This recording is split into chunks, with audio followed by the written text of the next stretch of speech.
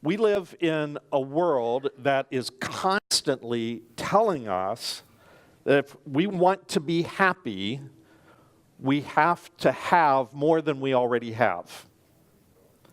And we have to do more than we're already doing. And we have to be more than we already are. It's exhausting. And ironically, all it leaves us with is less happiness and more stress. The Bible says that there is a far, far better way. That's not about having more and doing more and being more. It says, better one handful with tranquility than two handfuls with toil and chasing after the wind. This weekend we're continuing our summer teaching series called It's Just Better. We started it last weekend. And when we started, I made the observation that while some people think that it's arrogant to make value judgments, to say something is better than something else. By the way, to say that it's arrogant to make value judgments is a value judgment. You didn't catch that, right? You know what's fascinating is that the Bible doesn't shy away from the common sense fact that everybody makes value judgments and that some things are just obviously better than others. It's better to be healthy than sick. It is better to be wise than foolish. It's better to be happy than sad. It is better to be loved than alone. Last week we looked at how doing life with God is way better than trying to live life without Him. So this week, what is the author of Ecclesiastes getting at when he says, better one handful with tranquility than two handfuls with toil and chasing after the wind? Let me just tell you right at the outset, this is the big idea of today's message. And all the rest of the message is just going to be teasing out the implications of this kind of overarching truth. It's better to have less of what doesn't matter so you can have more of what does. Have you noticed that every year about this time, somebody, or a number of somebodies celebrate Christmas in July? I don't know what's up with that, but they do. It is actually, it's winter in July in the southern hemisphere. But have you ever noticed how most Christmas plays include a character who is not found in the Bible? It's the character called the innkeeper. He's the guy who tells Joseph and Mary that there is no room for them in the inn. Now, the thing is that the fact that there wasn't room for Joseph and Mary, that Jesus had to be born in a barn, that's actually in Scripture. The innkeeper isn't, though. Luke tells us that Jesus was born in an animal stall, and his first little crib was a feeding trough. And Luke tells us that's because there wasn't a place for him anywhere else. Luke likely records that little fact for a couple of reasons. One, because it happened that way. Two, because it gives us our first glimpse into the humility that would characterize all of Jesus' life. But I think third, because it serves as a subtle reminder of how if our lives are too full, we won't have room for Jesus either. And a lot of us don't. So today's message, I just want to give you the heads up. This is a radically countercultural message. It challenges the conventional wisdom that tells us if we want to be happy, we have to have more than we already have. We have to do more than we are already doing. We have to be more than we already are. Maybe what we actually need is less. Less of what doesn't matter so that we can make room in our lives for what really does. Better one handful with tranquility than two handfuls with toil and a chasing after the wind. One of the most surprising titles to top the New York Times bestseller list in recent years is a book by a Japanese author named Marie Kondo. It has the unlikely title, this is a New York Times bestseller, over 3 million copies sold in the United States, 18 million copies worldwide. What is the title? The Life-Changing Magic of Tidying Up. It's a New York Times bestseller. The Japanese Art of Decluttering and Organizing. Ms. Kondo promises that if you follow her KonMari method, and this is quite a promise. She says that if you follow her method, you will never have to simplify or organize your home ever again. Wouldn't that be awesome? Some of her ideas come across as a little kooky, maybe even a little bit crazy. She says that when you want to clear out your closet, you know what you do? You take everything off of the hangers, you throw it all on the floor, you pick each article of clothing up one at a time, and you ask yourself, does this bring me joy? And if it doesn't, you talk to it and say, thank you for being a part of my life, I'm letting you go. Sounds a little kooky, but one thing it does is it actually recognizes that we have emotional attachments. There's an emotional element to all of this stuff that we seem to have a hard time getting rid of, and we have to deal with it emotionally before we let go of it. A little kooky, but it's true. I really can't put my seal of endorsement on her theology or spirituality behind some of the book, but I will tell you that some of her ideas actually are really, really helpful. My sock drawer, for instance, used to look like a rat's nest of tangled, disconnected stuff. Now it looks like a Japanese bento box with sushi. It looks delicious, actually. Most of all, I think Marie Kondo has tapped into the truth that most of us really do have bookshelves, boxes, desks, drawers, cartons, crates, cabinets, closets, cupboards, garages, sheds, and even rented storage units crammed with stuff that we rarely, if ever, wear or use. And truth be told, we probably have a lot of stuff we don't even know we have anymore. We've forgotten it. I'm seeing a lot of nods out there this morning. You know what the Bible has to say about that? Better one handful with tranquility than two handfuls with toil and chasing after the wind. It is better to have less of what doesn't matter and more of what does. So, how do we let go? How do we let go of what doesn't matter? And what is it that doesn't matter so that we can make room in our lives for what matters most? And what is that? I think most of us know the answer to those questions, frankly. I really do. Just that we don't act on what we know. And that's really a dangerous combination, knowing something and not acting on it, because it gives you the sense that you're in control when you're really not. I think what we really need in terms of learning to let go of some stuff, what we need is some encouragement. But I also think that we need to be challenged. We need to be challenged. If you want to have less of what doesn't matter so you can make room in your life for what matters most, what do you do? I think the first thing that we need to do, we all know this, we actually need to do it. We need to cut back. We need to cut back. In Luke chapter 12, our scripture reading we heard just a little while ago, Jesus actually warns us, and he uses the kind of language that a parent would use toward a kid that's running out into the street, into traffic. He says, watch out. Watch out.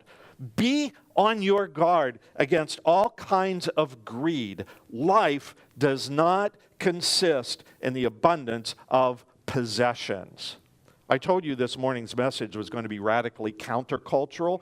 Our culture tells us, as a matter of fact, that life is about, whoever dies with the most toys wins.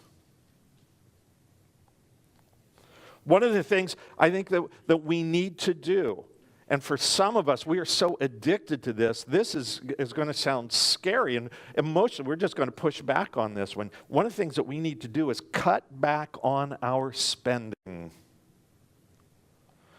One of the reasons that so many of us struggle with our finances is because, seriously, this is it, we think we have to spend everything we earn. We just think we have to spend it. If you earn more, it's so you can spend more. Even worse, we see stuff that we would like to have because it's being advertised, or we see it in Costco or whatever. We see something we would like to have. We know we can't afford to buy it with cash. And so what do? Charge! We charge it. And you know what? Every time we do that, we end up paying a premium. And there's a polite word for that premium. The polite word, the financial word, is interest. Dave Ramsey calls it stupid tax. The Bible points out what it really is. Proverbs calls it self-imposed slavery. It is slavery in which we are working to put money in someone else's pocket. This is why Proverbs 22 says, the rich rule over the poor, and the borrower is slave to the lender. It's slavery. It is self-imposed slavery. It is stupid tax. Last week in the introductory message in this series, we looked at how every decision is a spiritual decision. And you know what? Every spending decision is a spiritual decision too. All of that unused stuff that I talked about, all that unused stuff in our cabinets and closets and desks and drawers and attics and garages and storage units represents a spiritual decision we made. It represents money that we no longer have. It represents ministry opportunities that we have ignored. It is really time that we learned to walk away from things that we would like to have, but we really don't need. It's time for us to learn to say no. It is time for us to learn to cut back on our spending. I've talked to a lot of people over the years, and I've taught about tithing and how important it is, and people say, I just don't earn enough to tithe. One of the things that you might want to do is walk out into your garage this afternoon and open up some of those boxes that you have out there. And just ask yourself, how important was this? How important is this to me? Does this really matter, or did I make an unwise spiritual decision? I ask you to do that, not to make you feel bad about it or anything, but in order to give you a fresh start. Because every day is a new day. When we're in Christ, we're a new creation altogether. It's time we learn to walk away from things that we would like to have, but we just don't need. Better is one handful with tranquility. Better is one handful living life debt-free than two handfuls with toil and chasing after the wind. Now, of course, it's not just our closets that are crammed to overflowing. Here's another one. This is another ouch. So are our calendars. We have filled them so full of stuff that we are constantly busy. And really, we're too busy for some of the things in life that really matter most. I'll be out in the community doing something or other, picking up a Starbucks, having, breakfast with somebody or whatever, I'll bump into somebody from the church that I haven't seen for a really long time. And most people, when they bump into me and they haven't been to church for a while, what do? They always explain, what's up. And, I'm happy to see them. I'm just great, try to catch up and everything. But they always want to explain what happens. And the explanation's almost always the same thing. I'm really sorry, Pastor Jeff. I've just been... How did you know they were going to say that? 95% of the time, that's what people say. I hear it constantly. I've said it myself. Gosh, I'm so busy. We're all busy. You know what's really interesting, though, is God gives us all exactly the same amount of time. Right? God gives us all exactly the same amount of time. It seems, though, that some people know how to leverage their time a little better, so that they actually prioritize what they value. How is it that we know? If we filled our calendar, our garages with stuff, we filled our calendars with so full of stuff that we're constantly busy, too busy for the things that we say matter most. Question, how do we know what matters most? What is it that matters most?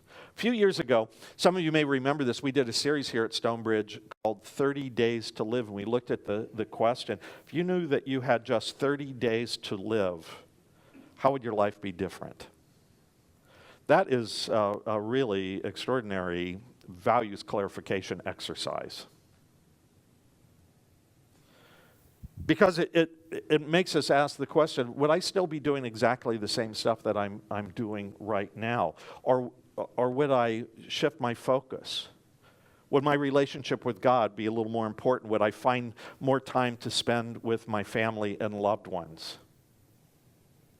The author of Psalm 90 prays, teach us to number our days, that we might gain a heart of wisdom.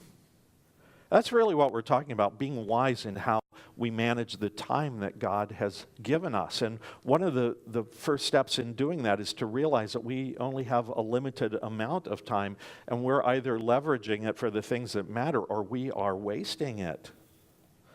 It may or may not seem that way to us. I think part of it depends on kind of where we are developmentally, our age and all this kind of stuff. But the truth is, life is short. We only have a limited amount of it in this world. There's kind of a countdown clock. And I will tell you this, that you will have less of it when you leave this service than you did when you came in. If we aren't intentional about making room in our lives for the things that actually matter most, if we aren't in control of our schedule, guess what? Somebody else is going to set our schedules for us. They are going to fill our calendars for us. And it's time for us to reclaim those calendars, to say no. And by the way, just as debt is self-imposed slavery, a lot of stuff that we fill our calendars with that we think is so essential isn't. And we are making ourselves busy unnecessarily, and God help us, we are doing this to our children as well by filling their little calendars with stuff, so much stuff that they don't have a childhood anymore. Because they're going to this lesson and this enriching experience and this sport deal and this thing that they've got to do. It's time for us to reclaim our calendars and our kids' calendars, to say no to some stuff so that we can have time, so we can reclaim the time to focus on what really matters most. And what is that? It's our relationship with God and it's our relationship with others. Now, a lot of times, in church, we often talk about God's plan for our life. God has a plan for our lives, and one of the things that we want to do is figure out that plan so we can live in sync with God's intention and so on. Not only does God have a plan for your life, Satan has a plan for your life too. You need to know this. Satan has a plan for your life, and Satan's plan for your life is to fill it full of everything but God. If he can't make you bad, it'll work just as well to keep you busy so that you will end up saying when you see me out in the community or somebody else from church, gosh, I'm just so busy, I don't have time for church. Or I don't have time for this, whatever it is. So I want to encourage you, cut back. Learn to say no. Cut back on your spending. Cut back on your schedule. Clear out your calendar. Second thing, clear out the clutter. Clear out the clutter. Going back to Marie Kondo, the lady that teaches us to talk to our clothes, her campaign to help us to declutter our lives. The truth is, we just have way too much stuff. Would you agree with that? We have way too much stuff. I learned this the hard way. Time of confession here. Learned this the hard way when we had our house recarpeted last year, and I had to pack all of this stuff that we have into boxes and then move it from the room that was being carpeted into another room. And while that was taking place, boxing up all of this other stuff so that when that room was carpeted, I could take all of this stuff from this room and put the stuff in this other room so this room could be carpeted. And I'll tell you, I didn't move a lot of stuff. I didn't have to move the kitchen. But I know we got a lot of stuff there because we got stuff everywhere. You know, one of the big items on my to-do list is to make time to go through our garage and figure out what is all that stuff? And what am I going to do with all that stuff that Peg and I told ourselves we really need this stuff. We didn't use it, but we're going to save this stuff because we might need this stuff in the future. I've got boxes full of cables for electronic equipment that doesn't even work anymore.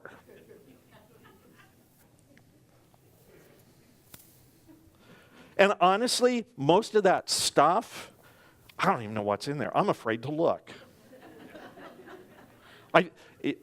To be honest, I think some of those boxes, years ago, some mice have made little homes, nice little homes there, because they left their calling card. I know that they were there. You ever heard George Carlin talk about stuff, by the way? A place for our stuff. It's hilarious. A little off color, not a lot off color. But, basically he says, why do we have homes? This is a place for our stuff. Why do we have bigger homes than the ones we live in now? Because we get more stuff. We need a bigger place for our stuff. You fly over a community. What are you looking down on? Piles of stuff with a roof over it. When we go on vacation, what do? Well, we leave most of our stuff at home, but we pack some stuff that we need, and then we go into a hotel room or whatever, and so, okay, I'm going to put my stuff here. You put your stuff over there, and we have all of our stuff.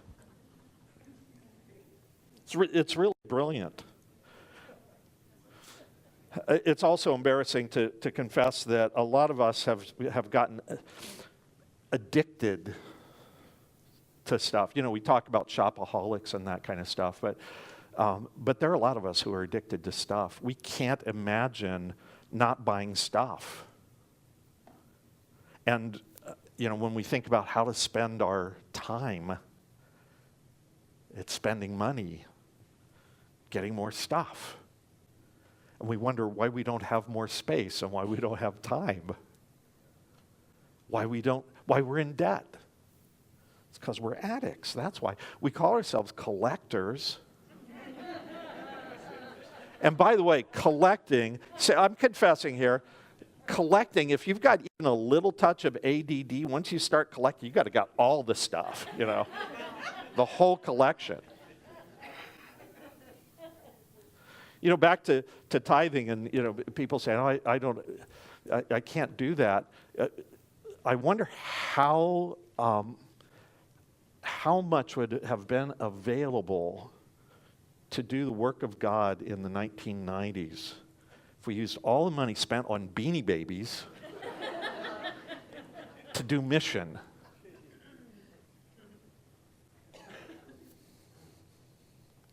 We're addicts.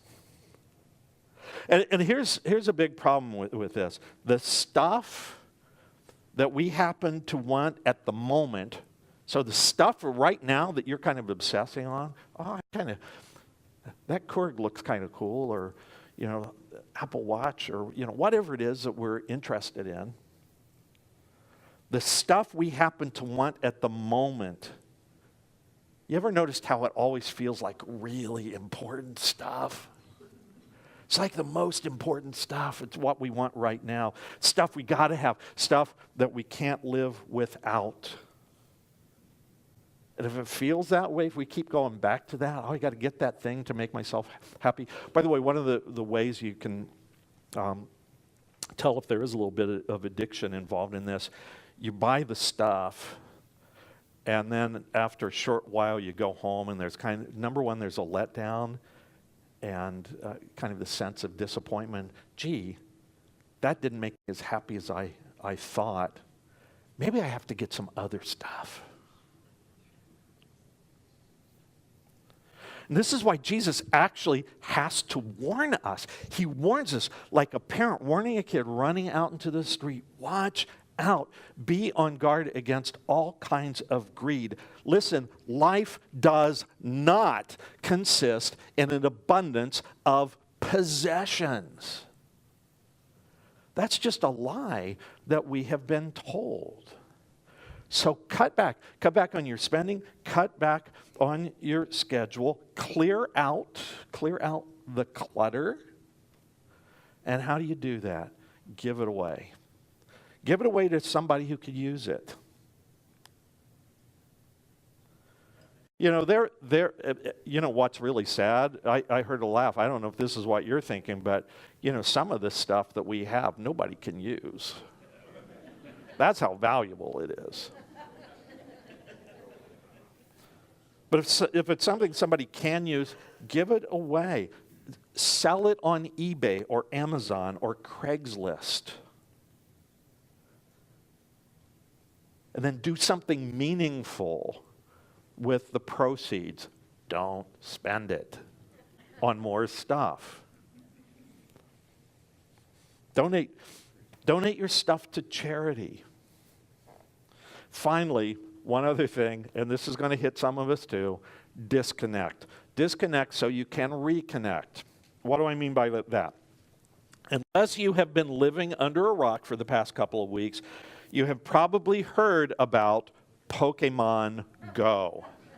Does anybody know what Pokemon means, by the way? Short pocket monster, okay?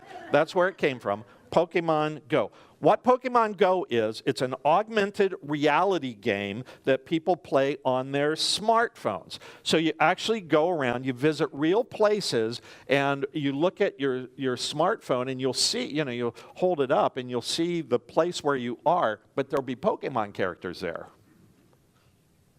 By the way, there are Pokemon characters at the Stonebridge campus.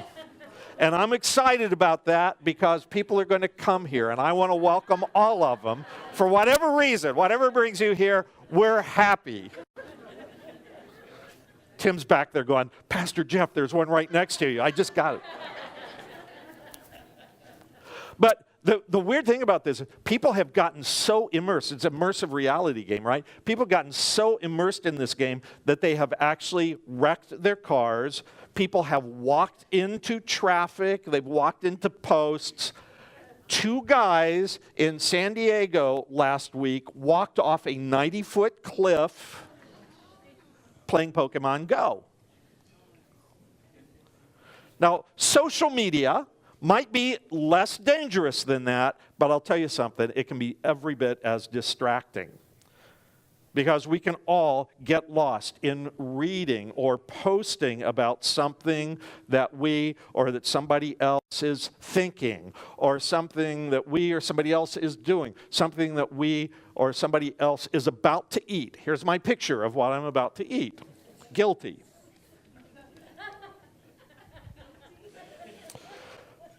On a website called call to health that Pastor Jonathan and Pastor Cynthia and I all use. It's part of our pension health plan and stuff, and it's a way of kind of incentivizing making healthy choices in our lives and this kind of stuff. There is a challenge on the Call to Health site that is called Go on a Device Diet. And the point of that is to minimize neck strain or neck stress and eye strain that can come from staring at computer screens or devices for long periods of time. It's not a bad idea. You know, every 20 minutes or so, you're supposed to focus on something else and all this sort of stuff. But the idea of going on a device diet really isn't a bad idea for all of us. And not just because of the health benefits of it, but because of the spiritual benefits. Every decision is a spiritual decision. It is. And the thing is, if we go on a device diet, it'll help us shift our focus away from posting about or reading about people to actually being present with people. Isn't that extraordinary? I've heard about dinner parties. Groups of friends will maybe go out to dinner at a restaurant someplace. They all take their phones and they put them on the table. We're not going to touch them. And the first person who does has to pay for everybody else. Now, you may or may not want to do that, but isn't it interesting go into a restaurant sometime, and you'll see entire families, and we're all looking at our phones. And it's not just that kind of technology, old school technology. I probably spend too much time watching TV. I do. Hi, my name's Jeff, and I'm an addict. Now, so here's the thing. I like to think that my choices of programs are enriching. And so I will watch British mysteries and dramas. And part of the reason I watch them is because, isn't it true, if somebody speaks in a British accent, they're obviously more intelligent than the rest of us. My son-in-law has been pulling this off for, years now. I love to watch British mysteries and dramas, history programs, which I've found that there aren't too many on History Channel anymore. They're mostly about alien abductions and stuff, and I'm going, really? History? I don't know. Anyway. Cooking shows, anybody? News, current events, I'm into that too. I try to imagine that my choices of TV viewing are enriching. And I know that there are other, less passive, and frankly, there are a lot more valuable ways that I could be using my time. And so whenever I hear people say, I'm just too busy, I don't buy it. I don't. God gives us all the same amount of time. And I'll tell you something. God has given every single one of us who is here today enough time to do His will. He has. God doesn't ask the impossible of us. God gives us enough time to do His will. Now, when I talk about how there are other ways of spending my time that, could be more valuable, don't get me wrong. Not every moment of life needs to be productive. Can I hear an amen to that? Not every moment of our lives needs to be productive. As a matter of fact, the Bible commands that we have Sabbath. We need a Sabbath. Setting aside, get this, an entire day to spend time with God, with the people that we love, not working, is so important to our physical and emotional and relational and spiritual well-being that God actually commands it, and where He commands it, we need to pay attention. because it's not like buried away in some little, lost corner of some obscure book. It's right smack dab in the middle of the Ten Commandments. It's right up there with don't murder, don't commit adultery, don't steal, remember the Sabbath and keep it holy. It's a whole day set apart, not working, to be with God, to rest, to be with the people we love.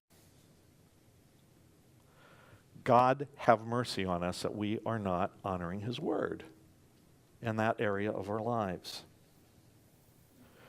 Because the truth is, it is way better to have less of what doesn't matter and more of what does. We had to make this decision in my own family because with the introduction of electronic medical records and all this kind of stuff, the whole medical thing changed. My wife is a doctor, and she was getting hammered. She was staying up till 2 o'clock in the morning doing charts.